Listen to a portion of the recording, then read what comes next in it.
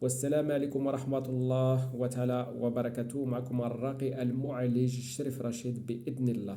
الشافي هو الله، لا إله إلا الله، محمد رسول الله صلى الله عليه وسلم. Bienvenue à vous à travers cette nouvelle thématique et je suis ravi de consacrer avec vous cette nouvelle thématique qui va concerner aujourd'hui le mauvais œil. Alors, le mauvais œil, je ne vais pas revenir sur tous les écrits qui existent, qui soient coraniques dans le Coran ou qui soient dans les hadiths, car vous les connaissez, ou du moins si vous ne les connaissez pas, vous les avez à portée de main pour les trouver, que ce soit sur Internet, que ce soit dans les ouvrages et dans les livres qui sont dédiés. Non, aujourd'hui je suis venu m'entretenir avec vous sur comment on prend forme le mauvais œil, comment il fonctionne sur la personne, quelles sont les entités qui travaillent dans ce mauvais œil, et quels sont les symptômes que la personne a au moment où elle a le dit mauvais œil. Donc tout d'abord, on va commencer, on va dire, par une présentation un peu générale. Le mauvais œil, c'est quand une personne, elle a donc, ça part du cœur. Donc si la personne elle est envieuse, c'est qu'elle a un cœur qui est malade. Donc déjà à la base. Pourquoi quand je dis malade? C'est dans le sens spirituel. Cette personne-là, envieuse, elle a un cœur qui est malade, c'est-à-dire médisant, qui envie une personne. Elle peut soit envier une chose, une personne, soit elle peut envier un objet. Voilà, donc ça peut concerner l'humain, ça peut concerner les objets, ça peut concerner les animaux aussi, car les animaux aussi prennent les mauvais œils. Voilà, donc, et ça part, comment se formalise ce mauvais œil? Donc ça part justement du cœur. La personne, c'est qu'elle n'a pas assez nettoyé son cœur spirituellement. Voilà, donc elle n'a pas nettoyé son cœur spirituellement, donc elle va avoir des envies sur une personne, un objet, ou comme je viens de vous le dire, sur un animal ou peu importe. Donc elle va avoir de l'envie. Et quand cette envie-là, elle va être envieuse, donc c'est cette envie-là, elle va le transmettre à son nefs, c'est-à-dire à son âme. Son âme va le transformer par la pensée. Et donc par la pensée, c'est justement là où les djinns et les shayatin, ils viennent, ils s'emparent donc de cette mauvaise pensée qui est négative. Et donc les djinns et les shayatin, ils vont s'emparer de cette mauvaise pensée et ensuite ils vont la diriger sur la personne qui est concernée, à savoir la victime qui va recevoir ce mauvais œil. Voilà. Donc c'est comme ça que ça fonctionne. Donc c'est autant dire que l'humain, il a une métaphysique, capacité métaphysique de la pensée, al-nefs en arabe, de transmettre soit des bonnes choses, soit des mauvaises choses. Mais malheureusement, sur le globe terrestre, on a, on va dire, 70 à 80% de l'humain qui travaille avec sa pensée, mais à mauvais escient, c'est-à-dire qui ne travaille pas avec une pensée positive, mais c'est surtout une pensée négative. Voilà. Donc si on venait à travailler avec une pensée positive, ça veut dire qu'on a un cœur sain, déjà, qu'on n'a pas de médisance envers quelqu'un, pas de jalousie, eh bien, le monde se porterait peut-être mieux, déjà. Donc ça, c'est une première chose. Et donc, j'en reviens au mauvais œil. Quand cette personne-là qui envie quelqu'un, elle transmet des mauvaises pensées négatives, les djinns et les shayatin, qui sont toujours là et qui attendent que ça, ils vont se saisir de cette pensée négative de cette personne qui envoie ce mauvais œil et les djinns et les shayatin vont se servir de cette pensée négative pour aller atteindre cette personne qui est victime et qui sera victime du mauvais œil. C'est comme ça que ça fonctionne et c'est comme ça le mécanisme dans l'invisible qu'on appelle le ghaib en arabe. Voilà. Donc là, aujourd'hui, je viens vous apporter une autre manière de voir le mauvais œil.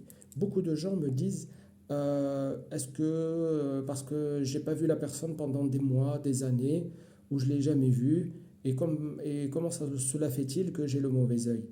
Ben, figurez-vous que le mauvais œil, bien sûr que c'est l'apparence, on va voir quelqu'un, donc la personne, elle va être exposée elle va être exposée et va recevoir le mauvais œil. Mais pas seulement, c'est pas obligé qu'une personne soit en face de la personne qui l'envoie pour qu'elle reçoive le mauvais œil. Détrompez-vous. C'est justement là où j'apporte une nuance. Il faut se détromper. Parce que par expérience sur le terrain, il y a des gens qui se sont jamais vus. Qui se sont jamais vus. Je dis bien, il y a des gens qui se sont jamais vus. Et pourtant, la personne A envoyé à la personne B le mauvais œil. Donc, le mauvais œil, c'est pas forcément que le visuel, c'est aussi la pensée. Parce qu'il suffit que, par exemple, on parle de vous alors qu'une personne ne vous a jamais vu. La personne qui, par exemple, on lui parle de vous et elle est envieuse, elle va vous envoyer du mauvais œil alors qu'elle vous a jamais vu. Elle vous a jamais vu. Donc, le fait qu'on voit une personne en visuel, c'est pas obligé. Il y a des gens, ils sont assis dans un canapé très confortablement et pourtant ils sont envieux et ils envoient du mauvais œil à Pierre-Paul Jacques. Hein, il faut savoir que c'est pas forcément que quand on voit quelqu'un le mauvais œil. Non, il y a des gens qui se sont jamais vus et pourtant il y en a le A envoyé, la personne A envoyé donc le mauvais œil à la personne B. C'est ça que je veux, c'est ça que je veux dire. Parce qu'aujourd'hui, si vraiment on regarde un petit peu tout ce qui se fait sur les réseaux sociaux, donc du coup, on fait croire que le mauvais œil, c'est juste que quand quelqu'un vous voit. Eh ben, détrompez-vous. Non, non. C'est pas forcément que quand quelqu'un vous voit. La personne, elle peut jamais vous avoir vu et elle peut être médisance. Elle peut avoir de la médisance et être mauvaise et vous envoyer du mauvais œil. Ou alors, si ce n'est qu'on lui a parlé de vous, qu'elle ne vous connaît même pas, vous recevrez quand même le mauvais œil. Donc ça, c'est une chose et une nuance que je veux apporter qui est très importante. Personne n'en parle et moi, je vous le dis, c'est une réalité, c'est de l'expérience depuis des années sur le terrain. Donc il y a ça c'est une chose. Et concernant maintenant les entités, c'est les djinns qui travaillent donc pour le mauvais œil. Donc moi personnellement, depuis des années sur le terrain, j'ai vu que le mauvais œil, ben, en fait, il faut rapidement se soigner sur le mauvais œil. C'est la différence de la sorcellerie. La sorcellerie, quand on vous fait la sorcellerie, Dieu vous préserve, Allah yahfadkoum, c'est que quand on vous fait de la sorcellerie, elle reste figée dans le corps. Quand je dis figée, les entités, elles restent figées. À la différence du mauvais œil, quand vous avez un mauvais œil, les entités, les djinns donc, eh ben, ils restent en perpétuel mouvement, et ils accélèrent donc j'allais dire le mal. Ils accélèrent le mal dans le corps de la personne. Et d'ailleurs, remarquez bien qu'il y a beaucoup de personnes qui ont eu le mauvais œil. Malheureusement, elles en sont décédées, elles en sont mortes, et qu'Allah nous préserve de cela.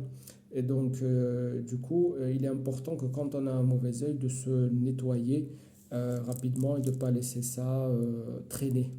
Donc, alors que la sorcellerie, ce sont des djinns, mais qui sont figés qu'une fois qu'ils sont dans le corps.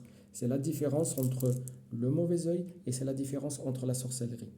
Donc voilà, ça c'est très important.